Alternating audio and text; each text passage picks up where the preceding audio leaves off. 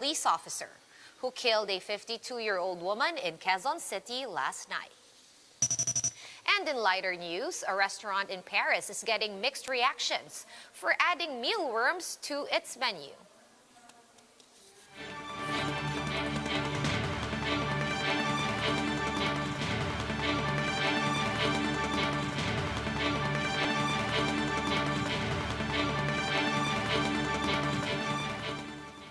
Fast, focused, and fearless. Here's a roundup of stories we're watching now. I'm Shawn Yao. The OCTA Research Group has expressed concern over the government's move to allow leisure travel to and from the NCR Plus bubble. Research fellow Guido David told One News that they've seen an increase in cases within the bubble as well as in nearby areas. The NCR Plus remains under GCQ with heightened restrictions until June 15. This is, of course, concerning because even in the NCR, cases are actually starting to increase slightly. The increase is not significant, but we have to, we're monitoring the trend closely because we don't know yet what's going to happen, if it's going to increase or if it's just a fluctuation and it will start decreasing again. David noted that they understand the need to revive the tourism sector, but strict protocols such as testing should remain in place. The tourism department said that travelers will be subject mostly to local measures. If they require tests like PCR tests or antigen tests, that should help. Hashtag Police ang Terorista became a trending topic on Twitter after yet another police killing. PNP Chief Guillermo Eleazar confronted the suspect and has vowed to speed up the dismissal of the officer. Pat Mangune with the report. In this viral video, an armed man appears to be walking unsteadily. He then calls on a nearby woman and shoots her at point-blank range. The victim was identified as 52-year-old Lilibeth Valdez. She died on the spot in Barangay Greater Fairview, Quezon City. Bumibili lang po ng sigarilyo po yung mama ko. Tapos po, maya-maya po, tinawag daw po siya ng polis. Tapos yun po, maya-maya po, paglabas po ng polis, daan po siya, sinabunutan. Pag bayi sa bunot, pinatagilid yung, po niya, yung leeg na. Tapos maya-maya po, binaril po siya. The suspect, Police Master Sergeant Hensi Zinampan, was arrested. Zinampan allegedly had a previous altercation with the victim's family. Dahilan po yun po kasi sa kapatid kong isa, na po kasi nagsuntukan po kasi yun yung pulis pati po yung kapatid kong lalaking isa. Kailan po nangyari yun? Nung May 1 po. Nung May 1? Opo. Ano ho dahilan ba't nagsuntukan sila? Pares po kasi silang lasing. PNP Chief General Guillermo Eleazar confronted the suspect. Anong inisip mo pag ginawa mo yun? Sumagot ka! May pamilya ka ba? May asawa ka? May anak ka? Eleazar also apologized to the public. Na anak mo, na suwail, in spite of the efforts being done by the whole family, ay talaga maiinis ka. At yun ang nararamdaman ko sa animal na pulis na ito. Literal animal na pulis. The PNP chief said Zinampan will face murder and administrative charges. So far, 5,000 cops have been dismissed for various offenses since 2016. For its part, Malacanang insists that the case is isolated. Ito po yung mga bugok. Pero please, we have hundreds of thousands in the ranks of our policemen, and we hear of one or two cases of this nature. But for some people, the incident will affect their trust in the PNP. Nakakaano ng tiwala sa kanila. Siyempre kawawa din yung matanda na binaril na lang ng ganun. O sa pulis, parang hindi siya disiplinado sa sarili niya. Kaya po na parang nasira yung tiwala. Senior Master Sergeant Christopher Salcedo from Valenzuela City is also in custody for allegedly killing an 18-year-old boy with autism during an anti-illegal gambling operation. In December last year, former Police Staff Sergeant Jonel Nuesca was also caught in a video shooting mother and son Frank and Sonia Gregorio over a land dispute in Tarlac. Netizens took to Twitter to denounce the PNP with hashtag Police ang Terorista topping the trends today. For News 5, Patricia Mangune, we are One News. Here are other stories we're keeping our eyes on. Congress has approved the Arise as One Act, or Bayanihan 3, on the third and final reading. Under the bill, cash assistance worth 216 billion pesos will be given to all Filipinos. The 2,000 peso per person ayuda will be distributed in 2 tranches. This approval comes just one day after Malacanang said that Bayanihan 3 is not considered urgent. A PDP Laban official has ruled out the possibility of Senator Manny Pacquiao being ousted as party president. In a statement, PDP Laban Executive Director Ron Munsayak also said that Pacquiao will still support the president's possible bid for the vice presidency despite disagreements within the party. And former Congressman Rolando Andaya Jr. survived an ambush by unidentified suspects in Camarines Sur.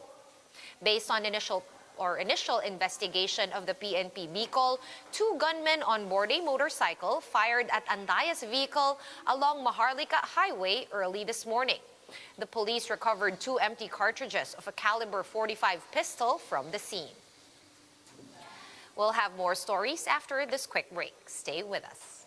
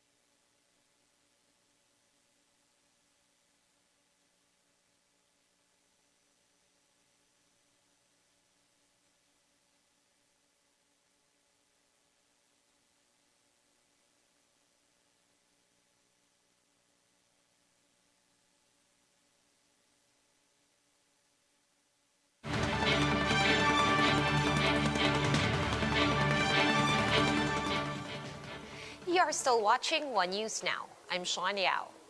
Several parts of the metro and other provinces experienced rotational brownouts for a second day.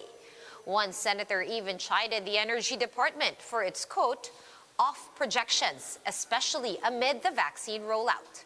Camille Samonte with the full story. Call center agent Arvin was supposed to start his afternoon shift when they suddenly lost their electricity at home. Arvin could not afford to be absent for the day as this would be deducted from his salary. Di talaga maayos o maganda na nawawala ng kuryente lalo na ngayon may pandemic tapos maraming nagwo-work from home. Pag di ka makapag-shift, bawas sa sweldo mo yon, 'di ba? Tapos di ka makakabuo ng shift mo o minsan di ka makapasok dahil walang kuryente.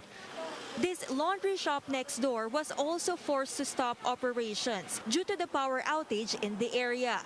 Tapos yung mga customer namin paano ngayon, inihintay na nila yung pag-deliver namin. Kaya lang hindi kami makalaba kasi walang kuryente.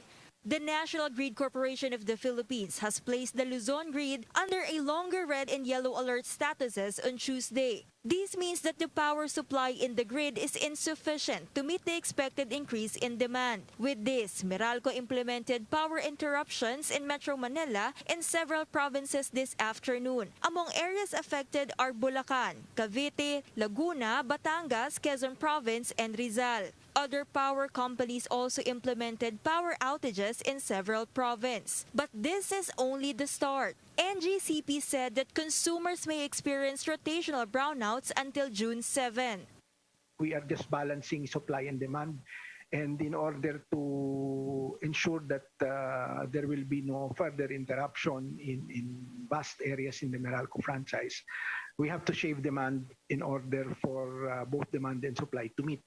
Despite this, the country's COVID-19 task force has assured the public that cold storage facilities will not be affected by the rotational blackouts. Sa ngayon po sa report ng DOH, wala pong naapektuhan dahil po ang requirement sa ating mga LGUs at ating mga iba't ibang storage facility ay laging may backup power na kasama para payagan na mag-store sila ng mga bakuna. Meanwhile, Senator Win Gatchalian chided the Energy Department for its supposed off projections regarding the power supply. Gatchalian, who chairs the Energy Committee, recalled that they were assured by the DOE that no brownouts will occur during the vaccine rollout. For News 5, Camille Samonte, we are One News. And on to the weather, we have Tropical Storm Dante slightly weakening as it continues to move towards the southern portion of the eastern Visayas.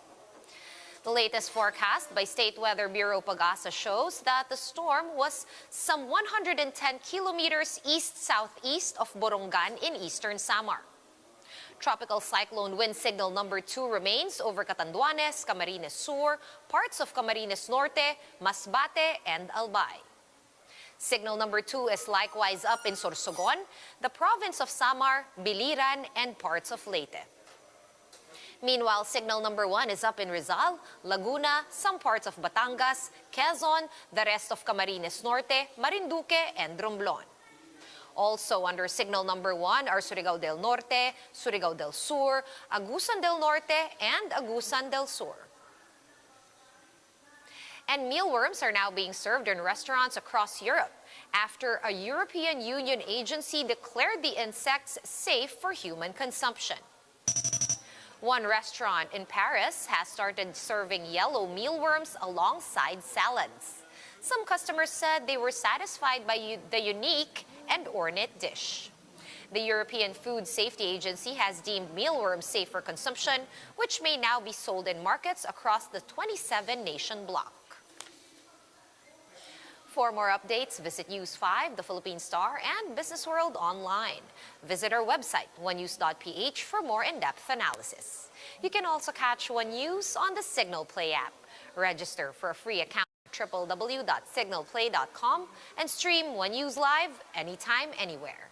Mask on, wash hands, and stay safe, Philippines. I'm Sean Yao. We are One News.